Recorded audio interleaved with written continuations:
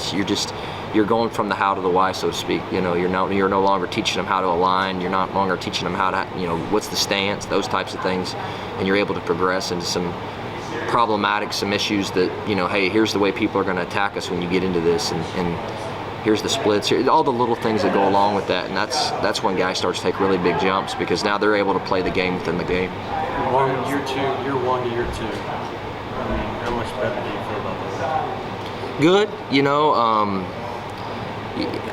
I say, you know, shoot, they've had a heck of a summer. You know, I feel good. We just got to stay healthy. You know, I think as we stay healthy, we got 5-6 guys that, you know, can really play at a high level. Got some guys that were beat up this spring, and I love the group overall. You know, just you got to be available. You know what I mean? The best ability is availability, and getting out there every single day and taking reps and asking questions and just growing, because the culture's there, the talent is there. Now it's just, you know, let's get some experience. You know, let's grow as a group, and if we do that, we got a chance to be good, really good. How do you squeeze all those guys into 3 or 4 positions, 4 or 5 positions? Tell them to turn sideways. Yeah. You only get 11 on the field. You know, the good thing about that is, you know, I wish I'd have had that problem last year. You know, we had a couple games in there where, so I thought we had 9 on the field. You know, we play a lot of different fronts and schemes, and you gotta be smart about rotating those guys. You know, seeing how many snaps they've got, getting them. You know, for me, the biggest thing is repping guys and getting them prepared to play a position, but also creating depth at others. And I think the good thing is when you have a good group of guys like we have that are eager to learn, like they actually like that challenge. You know what I mean? It's like, hey, you're playing the free safety, but just so you know, man, you're gonna take some reps here at strong, because if, you know, such and such were to go down or get a back or whatever, I mean, you're gonna have to possibly, you know, get us out of the game, play some snaps there. You know, that's. So it's, yeah, you may feel like there's a lot of guys in there, but when you start trying to rotate and create depth, it sure doesn't look that way. I advocated the 3-2-6. You don't like that? I don't know if the linebackers would like that. No, or the D-line. Yeah, the D-line. We got a lot of those too. So. Yeah. Brandon, you've talked about the need to develop depth, but you like the talent there. Especially, it seems like you've got some young guys there that, you know, may not have the experience, but they have the talent. How big of an impact do you expect those young guys to have in fall camp and this season? You know, it'll be interesting to see. You know, some of them have been banged up, but you don't know until you get out there and you start scrimmaging, and it's live bullets. I mean, you can meet with somebody and they can sit there and tell you, hey, this is how you do it and this is how it goes. But, you know, there's a big transition from high school to college, and it's the speed of everything. You know what I'm saying? And now you're dealing with a quarterback that's been taught how to look you off. You're dealing with tempo. You're dealing with all these different types of formation adjustments that you've probably really never had to think about a whole lot as a player. And so now when that starts going really fast, and on top of that, you got a receiver that's running 4-4, 4-5 right down the middle of the field, it'll create some anxiety for some guys. And so you start to see, you know, and that's where that experience comes from. You know, the game's kind of slowed down for a lot of those guys. Are you able to study route tree tendencies off of that when the game slows down? In film, they're going to run this in this situation. Oh, yeah. It's pretty simple. We teach that in, from day one when they get here on campus, and that's something you keep harping on. Again, it goes back to, you know, as you're an older guy, you know, and all the other stuff that becomes natural, becomes muscle memory, getting into a right stance, playing with low pad level, having the right footwork. Eventually that stuff just becomes something that you don't even think about, and then you move on to that next level of higher thinking, so to speak, where you start seeing who's on, who's off, is it an outside release, inside release, you know, learning to play the game in the game, you know, situationals, all right, 1st and 10, it's 2nd long, it's 3rd, whatever it is, and all that stuff comes into play just because you get a release, but you also get a certain route based off the situation. And you guys, as coaches, can spend more time with them now in the summer and in the spring doing stuff like that, working on stuff like that. Are they where they should be? I think for me, going into camp. Here's the thing: we'll only know that as we get into camp, as far as into fall. But the eagerness and the amount of time and effort that these guys put in this summer, I feel really good about it. I feel like the thing that's really cool is you can start to talk concepts with them, and you're getting feedback. They understand it, and even in some of the workouts and stuff, and those guys being out there, you start to see those guys coach the younger guys. You know what I'm saying? Hey, that's a mesh route. Here comes the wheel route. You got to let that go. You got to relate back to this or that, and that right there in itself is kind of that next step that we're looking to take. Because then instead of you having to tell them how to line up, they know how to line up. You just say, hey, that X receiver's tight. Here comes the mesh, and they're, oh, okay, yeah, and you start to play. You can talk in short bursts to them on the field, and you're able to communicate a lot faster. Is Reggie like a Yoda out there, kind of? Just with he's quiet. And offenses he's seen. He's quiet. He's definitely, he's definitely somebody that doesn't get rattled. And for him and me, it's just been about, hey, we call this. What did you call it? You know what I'm saying? Well, that's the same thing. When you've got a guy that spoke a lot of different languages like that, you're just trying to figure out what he's called it in the past and then make it match up just so you can get the same as principle going for him of, hey, this is this, this is this, this is this. But yeah, he's smart. Brandon, I wonder when you watch practice film, maybe from the spring or any sort of one-on-one stuff this summer, have you noticed the wide receiver group as a whole? I mean, first time under Emmett, obviously. Have you noticed any changes in the way they're doing business or just things that stand out about that group against your guys? To be honest with you, I mean, I notice a person just because I know him as a coach, but I don't really pay a lot of attention to the other receivers until we get into the season, if that makes any sense. And especially in the spring where you're playing as many guys as possible, and then there'll be some new faces. A lot of times I'm like, all right, who's number, Stoops, and you'll know, Farouk and a couple of the older guys, but for the most part, you're so locked into trying to get your young guys playing that, there's nothing really that sticks out. What about Emmett stands out to you about him as a recruiter? You know what? He's very personable. What's amazing to me is how good a job he does as far as relating to people. And then he's always willing to help. Like, he's got great connections in the Dallas Metroplex, having coached down there.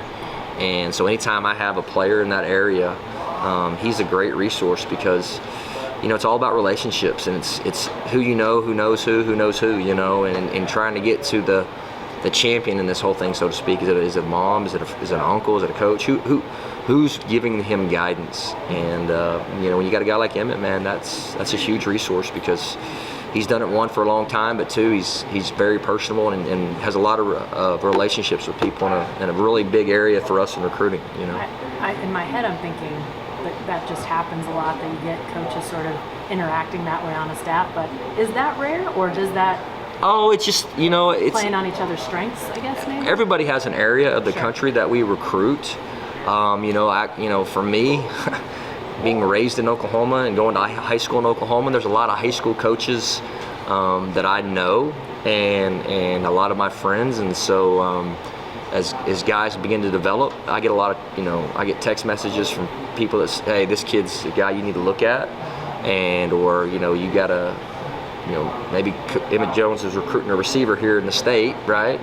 And I grew up with the principal or whoever, and so I can call and say, hey, what type of kid is he? And so those are the types of things that add value in recruiting that can separate you from other schools, because now you've got inside information, and in this day and time, character is such a big thing. You recruit your own problems, and and we do, I think, a really good job as a staff. Even Coach Levy comes to my office like, hey, who are these top guys who are, because he's got big connections in Texas, and so we all try to play off each other's strengths. Do you feel good about? Seems like, and I know you can't talk about guys that haven't signed yet, but the Oklahoma guys that you seem to be in on and getting from Oklahoma high schools. Do you like where you guys are in terms of that? Has that been a philosophy? Well, it's been an emphasis, for what type of program Coach Venables is wanting to build here. Obviously, with character being at the front of that sole mission and the things that we're trying to do in the community.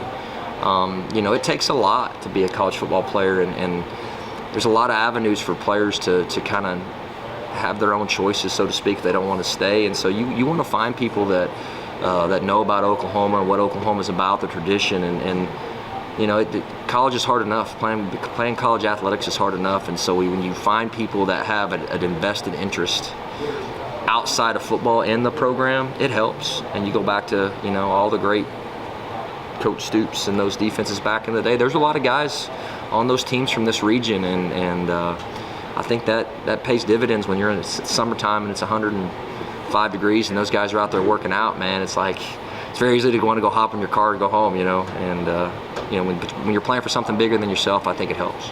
And What the players, percentage of Brandon, are those? here a little bit later. I'm sure we're going to hear them say, we got something to prove after what happened a year ago. Players are always motivated by things that didn't go as they expected. How does that work for coaches? Well, I mean, we're not dumb. I mean, we're all tied into the world of social media and everything else. And one thing that we know is what Oklahoma football is about. You know, we go out and we preach this as one of the top programs in the history of college football, and we know what the standards are. We know what the fans expect. We know what we know what this university expects, and so for us, 6 and 7 isn't okay. It's not. It's not okay. And we're fully aware of that, and I think you see it in Coach Venable's voice and a lot of the coaches' voices that we understand what the standards are.